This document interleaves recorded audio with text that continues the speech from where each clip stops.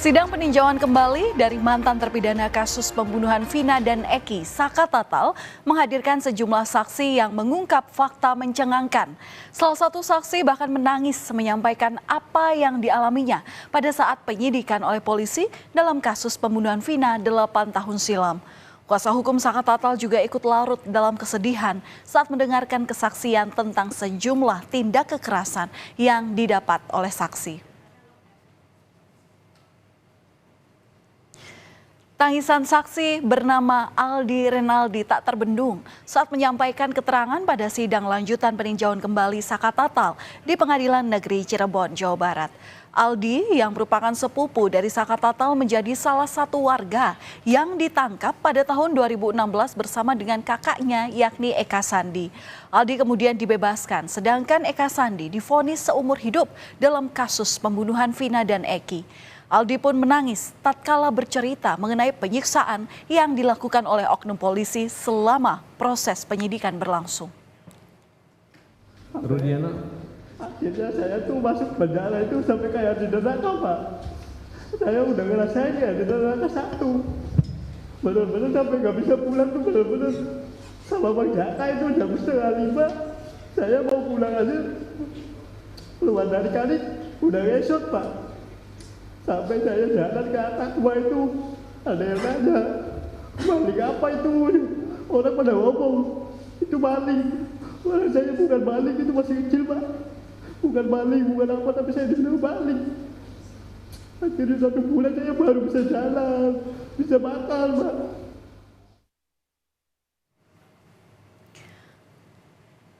Tak cuma Aldi yang menangis, kuasa hukum Saka Tatal Farhad Abbas juga larut dalam suasana saat mendengar bagaimana penganiayaan yang dialami oleh Aldi. Farhad terlihat ikut menangis terutama ketika Aldi menceritakan detail penganiayaan yang dialaminya. Menurut Aldi, sejumlah oknum polisi melakukan hal itu untuk membuat ia mengaku terlibat dalam pembunuhan Vina dan Eki. Saudara, dalam sidang peninjauan kembali Saka Tatal, saksi Aldi Renaldi juga mengaku mendapat ancaman penembakan sebelum dirinya dilepaskan. Aldi yang merupakan adik dari terpidana Eka Sandi mengaku diperlakukan tak adil, namun dirinya tak bisa membela diri. Aldi ini adalah sepupu Saka Tatal yang di hari penangkapannya pada tanggal 31 Agustus 2016 lalu tengah mengajak Saka Tatal untuk mengisi bensin sebelum tiba-tiba ditangkap. Setelah pemeriksaan, Aldi dibebaskan, sementara Saka Tatal ditangkap bersama dengan kakak Aldi, yakni yang bernama Eka Sandi, dengan sejumlah orang lainnya. Ada ancaman kekerasan atau akan dibunuh atau? Ada, masih mending ditembak mati semua aja daripada kamu pada hidup. Ada polisi yang ngomong kayak gitu. Sampai saya pulang aja ditembak 3 kali. Saya suruh lari, saya nggak lari, Pak. Saya di depan situ nggak lari. Sampai pulang menjut, Pak. Gebok aja sama aku. Saya ngerasa apa ya Allah, gak ada keadilan. Ayah ibu kamu tahu kejadian? Tahu, Pak. Mang Jaka tahu, kakak saya tahu, bapak saya juga di situ gak bisa apa-apa lihat saya bodak darah. Sementara saksi Liga Akbar yang merupakan teman Eki mengungkap sejumlah kebohongan yang ia sampaikan di tahun 2016 lalu saat dimintai keterangan soal kasus pembunuhan Vina dan Eki. Ia mengaku berada dalam kondisi ketakutan dan terancam oleh penyidik saat menandatangani BAP kala itu. Disebut sebagai saksi kunci kasus Vina dan Eki, Liga mengakui ia berbohong dan tidak berada di lokasi kejadian saat Vina dan Eki ditemukan tewas. Ia juga tidak mengetahui kronologi pengeroyokan keduanya oleh geng motor. Liga Akbar juga bilang sempat mengajukan keberatan atas kesaksian palsu yang ditulis dalam berita acara pemeriksaan kepada Rudiana, namun tidak dihiraukan ayah Eki yang bernama Ibtu Rudiana itu. Awalnya kan saya nggak tahu nih isi BAP para saksi nih, Pak. Terus saya dijemput di rumah, tiba-tiba saya diperiksa di kantor. Oh iya aja gitu? Saya menolak, Pak. Oh menolak, tapi kenapa faktanya ada di tulisan tersebut ataupun di pengadilan? Tetap dipaksa, dia bilang katanya, ini nggak usah bohong, kamu ada di situ katanya. Ada ancaman? Ancaman atau teror atau intimidasi? Hanya bilang begitu saja sih, Pak.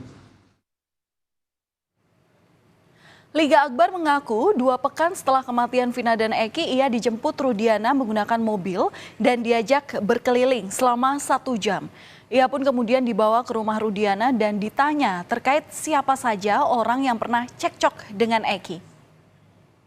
Kemudian saudara dibawa kemana? Saya disuruh ikut bicara 4 mata, Pak. 4 mata? Iya, keliling kota doang. Di mana?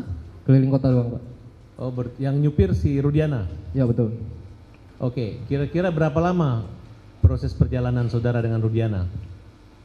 Oh, hanya sejam kayaknya, Pak. 1 jam? Iya. Apa yang saudara dapatkan, yang saudara bicarakan ketika berada di dalam mobil keliling-keliling kota tersebut? Bapaknya almarhum itu menanyakan pernah ada masalah dengan siapa? Saya jawab dengan Rivaldi dulu. Almarhum itu menjelaskan, kenal gak ini sama foto lewat HP? Foto siapa aja? Foto Rivaldi saja, Pak. Ya. Dan di tengah berlangsungnya sidang pengajuan kembali Saka Tatal, ayah Eki, Ibtu Rudiana muncul di depan publik. Sebelumnya sosok Ibtu Rudiana ini kerap disebut menghilang karena sulit ditemui setelah menyampaikan pernyataan terkait kematian putranya di media sosial beberapa waktu lalu. Ia pun menjawab seputar proses penangkapan para terpidana kasus pembunuhan Vina dan Eki yang menurut Ibtu Rudiana ia lakukan berdasarkan keterangan saksi AF dan Dede di tahun 2016. Nah, pernyataan ayah Eki atau Ibtu Rudiana ini disampaikan kala bertemu dengan keluarga Vina dan kuasa hukum keluarga Vina Hotman Paris di Cirebon, Jawa Barat. Rudi saat itu menyebut sebagai pelapor ia tak terlibat dalam penyidikan kasus pembunuhan putranya Eki dan Vina. Ia mengaku hanya mencari keberadaan orang-orang yang diduga terlibat dalam pembunuhan itu.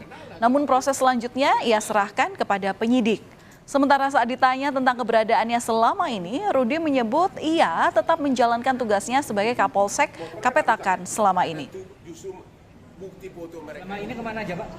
Saya bekerja sebagai Kapolsek, tentunya ini pertanyaannya. Saya sendiri sebagai pelapor tidak ada rekayasa, Bang. Ya. Pada saat kami menggali informasi dari para terpidana, itulah yang saya tuangkan di LP dan berita acara. Sementara kuasa hukum Vina Hotman Paris Hutapea mengomentari perihal peninjauan kembali yang diajukan oleh Saka Tatal. Antara lain adalah tentang foto-foto Vina dan Eki yang disebut bukanlah novum atau bukti baru. Pasalnya, bukti-bukti tersebut sudah diajukan dalam bukti perkara sebelumnya. Ia pun membantah sangkaan kuasa hukum Saka Tatal bahwa kematian Vina dan Eki ini adalah lantaran kecelakaan. Foto yang diajukan itu yang disebutkan novum sudah diajukan sebagai bukti dalam perkara. Berarti bukan novum. Kalau tidak ada novum berarti tidak ada PK.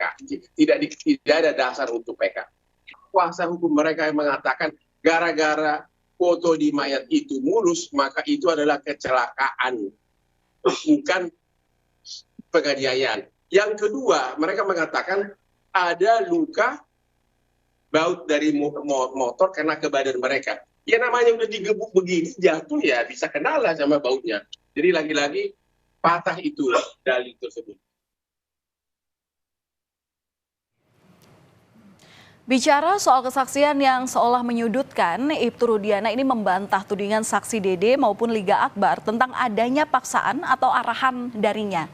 Hal itu ramai beredar setelah Dede maupun Liga Akbar ini mengungkapkan bahwa keterangan mereka saat dilakukannya proses berita acara pemeriksaan adalah bohong. Dede bahkan terang-terangan menyebut kesaksiannya tentang para terpidana kasus pembunuhan Vina dan Eki ini diarahkan oleh Ibtu Rudiana. Namun, sekali lagi, hal ini dibantah oleh Ibtu Rudiana. Karena itu katanya diarahkan sama Pak Rudiana. Yang mana nih? Yang mana nih? Skenario tuduhan Dede. Dede itu tidak benar ya. Karena saya ketemu Dede pun sekali pada saat tanggal 31 dan saya dapat informasi tentang ada perbuatan dari Dede juga. Terkait keterangan Liga Akbar, Pak. Tidak kenal. Sebelumnya tidak kenal ya. Pak Rudi, tangan Liga Akbar yang katanya mencabut BAP di tahun 2016 karena diarahkan oleh Pak Rudiana. Ya. Itu silakan saja, namun apa yang dituduhkan itu tidak benar. Saya kenal sama si Akbar karena dia teman baik almarhum, malah sering main ke rumah pada saat almarhum masih hidup. Artinya tidak ada upaya pengarahan keterangan? Tidak ada. Saya pure sebagai pelapor dan tidak upaya lain. Saudara, satu demi satu kesaksian dalam sidang peninjauan kembali Saka Tatal menguak fakta yang mengejutkan publik.